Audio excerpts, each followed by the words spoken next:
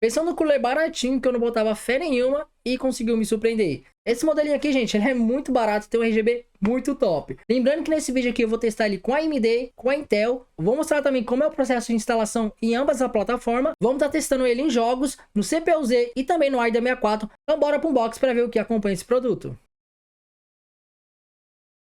Abrindo aqui o produto, a gente já encontra a pasta térmica e essas travinhas que a gente vai usar para estar prendendo o cooler. Tem essa base que ela é universal para Intel. Lembre-se que você precisa retirar esse adesivo que vem aqui colado na parte de baixo antes de estar instalando ele no seu computador.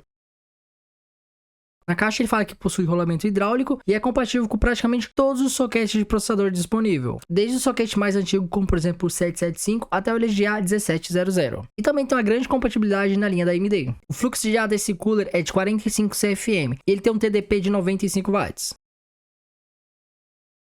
A instalação dele na Intel é muito fácil de fazer. Lembra aquela pecinha preta no começo do vídeo que eu falei pra vocês que ela é universal para Intel? Então, vocês vão pegar ela, nela tem as marcações de acordo com o soquete. Por exemplo, eu uso o soquete aqui 1155, ou seja, nela vem demarcado que o 1155 eu devo colocar ele acima do 775. Basta eu colocar essa travinha transparente dos quatro lados e depois venho aqui na placa-mãe e encaixo ele. Depois de encaixar essa parte, a gente vem com essa pecinha preta que também vem no cooler. Basta a gente estar colocando ele vai estar travando a nossa placa-mãe. Lembre-se de conferir se ficou bem travado, porque é ele que vai segurar o seu cooler. Em relação às memórias, ele ficou uma distância até legal aqui e por isso ficou bem longe de estar pegando nelas. Lembrando, gente, que o foco desse cooler aqui é para PC de entrada e PC medianos. Lembrando que esse cooler já acompanha a pasta térmica. Como eu vou fazer o teste aqui em dois computadores diferentes, eu optei por usar uma pasta térmica que eu já tenho aqui, a GD2, pois assim vocês vão conseguir notar a diferença de um processador que esquenta mais e é mais forte, para um processador que esquenta menos e é mais fraco. Como essa pasta térmica que eu estou usando ela é um pouco dura e ruim de espalhar, eu gosto de aplicar dessa maneira, porque quando eu colocar o cooler, ele automaticamente vai descer, vai esmagar toda essa pasta térmica e aí vai estar espalhando sobre todo o processador. O primeiro teste que eu fiz foi no i5-3470. Usando o CPU-Z, que é um programa que não esquenta muito o processador, a gente teve a máxima de 60 graus e a média ficou em 46 graus. Já no AIDA 64, que é um programa que estressa bastante o processador, a gente teve a máxima de 67 graus e a média ficou em 62 graus. Isso é uma temperatura muito boa, pois normalmente os programas que a gente usa no nosso computador não estressam tanto o processador como o AIDA 64.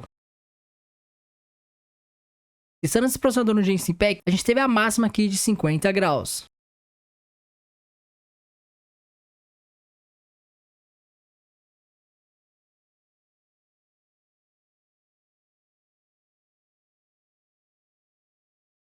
Para fazer a instalação na AMD, a gente vai precisar usar esse suporte que já acompanha a placa-mãe. Se você tem uma placa-mãe AMD, com certeza ela já veio com esses suportes. Por esse motivo, esse cooler não acompanha esse suporte para AMD. Devido a nossa placa-mãe já estar com esse suporte, isso torna bem mais fácil a instalação, pois basta a gente aplicar a pasta térmica e estar colocando o cooler. Uma dica que eu dou pra vocês, caso vocês tenham dificuldade em prender o cooler. Sempre você deve prender o cooler primeiro daquele lado que é menos maleável. Se você dar uma olhada, você vai ver que o cooler, ele tem um lado que você tem maior controle de ajuste. Você vai prender primeiro na parte de cima da placa-mãe, esse lado mais duro, que você não tem muita opção de estar regulando. E depois na parte de baixo, você vai, esse você tem maior flexibilidade. Não precisa ter medo, tá, gente? Vai precisar fazer um pouquinho de força. Esse cooler, em relação à instalação, eu considero até fácil. Com esforço mínimo, você já consegue prender ele tranquilamente. Mais uma vez eu volto a falar, gente, não precisa ter medo de estragar sua placa-mãe, seu processador, pois esse cooler é feito para ser preso dessa maneira mesmo. Começando nossos testes aqui com o Ryzen 5 3600, usando o CPU-Z, a gente teve a média de 79 graus e a máxima foi de 86 graus. Agora a gente começa a perceber uma diferença de temperatura em relação àquele i5 que a gente testou anteriormente.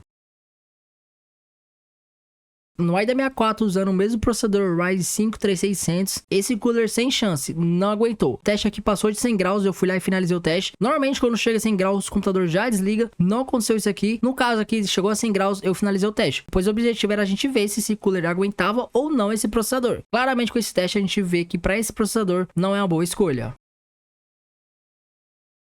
Fazendo o teste com o mesmo processador, porém agora jogando Warzone, a gente teve a média aqui de 70 graus. É uma média até aceitável, mas como a gente viu no teste anterior, ele bateu mais de 100 graus quando o processador foi estressado 100%. O que eu quero dizer é o seguinte, gente, para esse processador que esquenta um pouco mais, não vale a pena você estar investindo nesse cooler. Talvez seja melhor essa outra opção de cooler aqui que eu vou estar deixando para vocês na descrição e no vídeo final, que é um cooler de 90mm, que ele conta com 2 fãs, que vai valer muito mais a pena você investir seu dinheiro nele, pois você vai ter um cooler que vai ser bom o suficiente para refrigerar o seu processador.